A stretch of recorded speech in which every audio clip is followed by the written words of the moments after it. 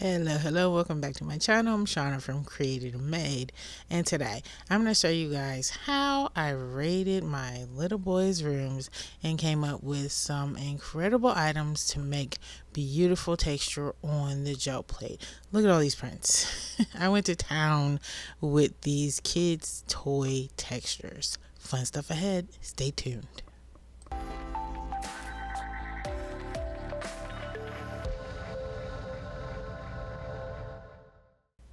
Okay, the very first thing we are going to play around with is our Play-Doh, of course. Now, this is something I also found in my kids' rooms, but you guys know I like to do my Play-Doh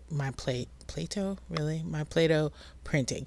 And one of the things I wanted to show you though is that you can use these clay or Play-Doh rollers that they make specifically for creating patterns and textures in clay or Play-Doh. Now I have what is essentially 4 different sets here. I'll link them all in the description if you're interested in any of them.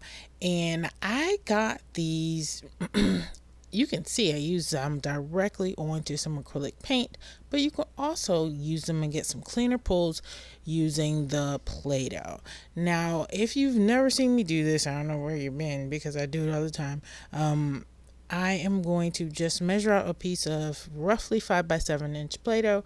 I have my fondant roller there on the side, and I have a couple of cans of Play-Doh that I've been using that I combined together to get this bigger size. Now all I'm going to do is take these clay rollers and just roll this pattern right on out. I mean, it comes off so quickly and cleanly, and as you can see, so fast. I have a full 5x7 inch pattern. Now I'm going to go in with my Lucas Krill acrylic paint. I'm going to go through the process completely this first time. You won't see me do every step for the rest of the prints because that's just like a lot. But I take my Play-Doh and I just put it over the top and pat. As you can see, that's not the greatest cleanest print. And I want to show you guys a tip really quickly. I let that paint dry a little bit too much, so it didn't pull off very well. So I just went immediately in to do a second print, and the paint was a lot more wet, and as you can see, very clean. It pulled a lot cleaner. So there is definitely a sweet spot in there between too dry and also too wet that you have to find to sort of get the cleanest print you can with the Play-Doh. Now what I'm doing really quickly is I'm taking another one of the Play-Doh or clay tools and I'm making some sort of dotted patterns to go in and use with this bigger dotted pattern that I made first. And I just wanted to show some sort of variations in the print by doing a second layer with a smaller dot pattern. I mean, that one there is really small, and it kind of just ends up giving it a very textured look. And then with the second print I did end up going in with that dark red, and it was too close to the initial red that I used, so I let it dry and I went in with a third layer of this reddish pink, and I put way too much paint on the plate. And what I'm just going to do is just do a third layer of the dotted pattern. And for this one, oh yeah, some of the red paint sort of came off there. For this one I went in again with the tiny dots, and now I'm just going to pull the prints. Now I'm going in with a 6-inch brayer, and I'm just going to get a nice thin layer of acrylic paint over the top. I am printing on 4.5-inch by 5.5-inch 65-pound cardstock. The reason I cut it down to this size is because I want edge to edge printing on my 5x7-inch plate. And so I'm going to show you guys another tip. As you can see there, this print did not want to pull off clean. There were gaps on it. It kind of didn't. There were just sort of patches and stuff that didn't come off. So I did a little drip of clear matte gel medium there, and I added some more in other places where I feel like it didn't come off clean, and then I just put it back to the side to dry again. And in the meantime, I'm going to pull this other print, and that one had some pieces that didn't come off either, but whatever. I didn't feel like going over it again. And as you can see, this is the first one that I put the matte gel medium on, and it pulled a lot cleaner after I let that matte gel medium dry. These little edges came off on some of the prints, and you would just snip those right on off. So as you can see, I mean, it's not, is it is it the greatest thing I've ever made? No, but these Play-Doh and clay rollers come in a lot of variety, and you can do a lot of really cool prints with them. I just really quickly am going to do this little star pattern as well. You see, it's just really quick and easy to roll out these patterns and get something that fills your whole 5x7 inch Play-Doh piece really quickly. And it transfers. Look at that. I think that's beautiful. I mean, it's not the cleanest pull, but I kind of like the little grunginess in the background. Now with these prints today, I'm generally going to be using sort of lights and darks of the same or sort of close to the same colors. As you just saw there, I did a really dark orange and a light orange in the background. There's no rhyme or reason to it really. I just kind of decided that was going to be what I was going to do. And you can see there that print, I think it came out pretty good. Now in the background, oh, the second one you guys didn't see me do, but I did this one with a much smaller star design.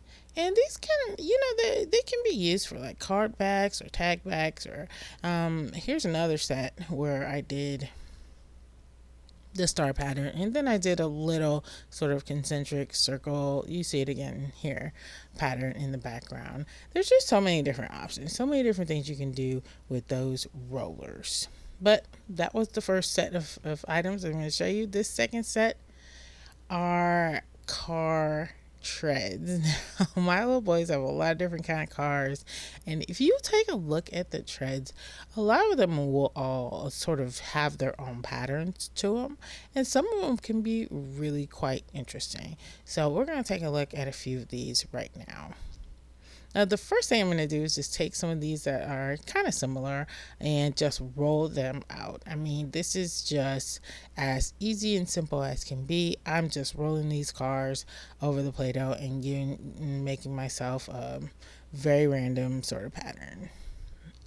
No rhyme or reason to it, just roll it right out. And I'm going to go in with my rouge acrylic paint and transfer these tire marks, tread marks onto the plate. As you can see, it came out really nicely. I like the grunginess of it. I like sort of the wildness of it as well.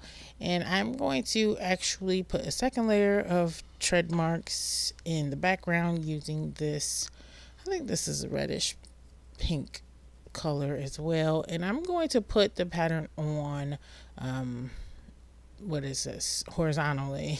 I always get those confused. I put it horizontally so as not to sort of have any of the same lines in the same place, and give it a little bit of variation in that background. And this is how it turned out.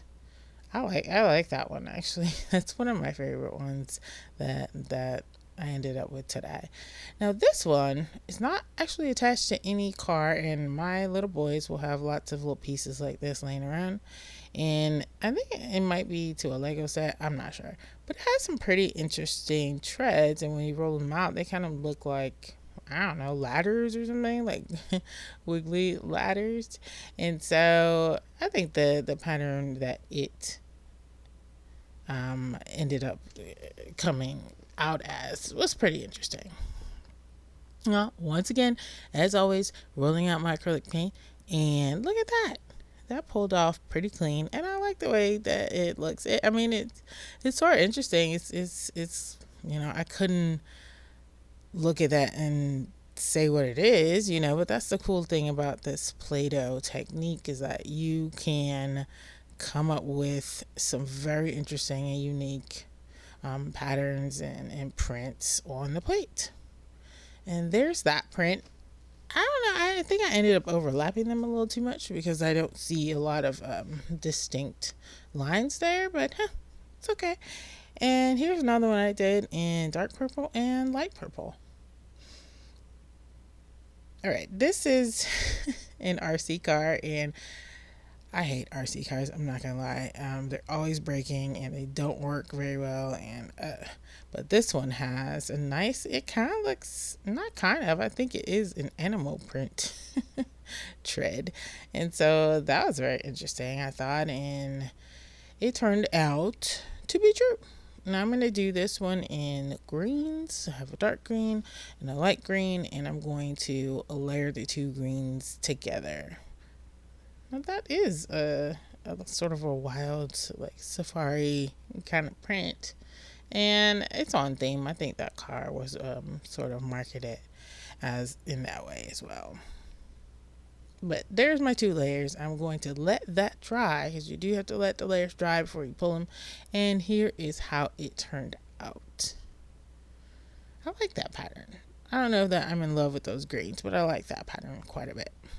Now this guy is a robot thingamajiggy that my 10-year-old put together, and he has treads too on his two robot feet or whatever. So I just detached one of the treads and I'm just smashing it into the Play-Doh here. I thought this was an interesting looking tread. It didn't turn out to be my favorite print of the day, but hey, you win some, you lose some, right? It's just about play. It's about trying it out and seeing what you can see.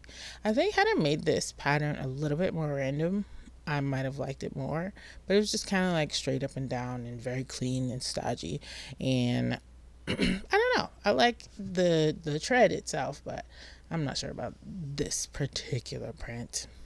And I went in with some dark purple, now some light blue. I think these colors complement one another pretty well. And here is the final print. Like I said, not my favorite, but that's one of the great things about the Play-Doh, though, is that you can kind of go back and do it again later if you didn't like how it came out. Now this is actually some older footage of a video I made, I think for Facebook or Instagram, one of them, and I just added the footage in here. That's why the video looks a little bit different, but instead of recreating this tread print, I thought I would just show you guys this video that I made for another site, and I really liked how this print came out. I'm actually printing on my 8 by 10 inch gel print. I made myself like a half page size piece of Play-Doh, and I'm just printing my tread marks in black on this larger plate. And I'm going to go in with this sort of ombre style background to pull the print, and I'm using my double-handed brayer, link in the description. Everyone always asks about that brayer to pull the print, and actually this ended up being a print that I really liked. Look at that.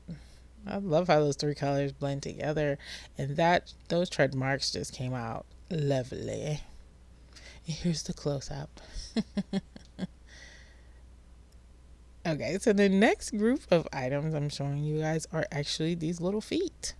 Now, a lot of these toys will have sort of tracks on the bottom of the little feet, or they have something you can make a pattern with. Like, it might not, like those last two guys I showed, it might not look like a pattern, but you can make a pattern with it, right?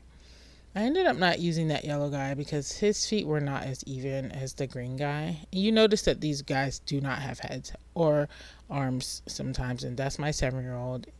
He has so many cadavers and body parts. Yeah, I don't know. He's he's just that kid. So I'm actually going to print this pattern through a stencil. I will link this stencil in the description if I can find out the name of it. I'm pretty sure it's from Joggles. Now I put the stencil on first, and I pat it down to make sure it kind of sticks to the plate a bit, and then I'm going to put my paint over the top. I use more paint than I normally would just because that stencil's there and it's gonna take away some of that paint. And now I'm going in with my foot pattern over the top of the stencil. What you end up with is the the Play-Doh pattern fills in the open parts of the stencil, which I think is a pretty cool technique, a cool way to use stencils with this Play-Doh printing technique. Now I let that dark blue paint dry, and then I put the stencil back. Now the reason I removed the stencil, because you don't want it to dry like that, because it can pull the paint off if it dries. So I removed the stencil and then I put the stencil back. And now I'm just gonna do a second layer of the same pattern over the top. Now this is a technique you could use with any of your Play-Doh prints and any of your stencils. So it's a pretty versatile technique. So I have my 2 layers of blue here, and I'm just going to put some white paint over the top, I'm pretty sure, and I use it to pull the print. Look at that. I love how that came out, and I love the sort of the possibilities of all the different kind of stencils that I have and using them with this technique. Now these guys don't have patterns on their feet, but their feet can make patterns, and that's what I just decided to do.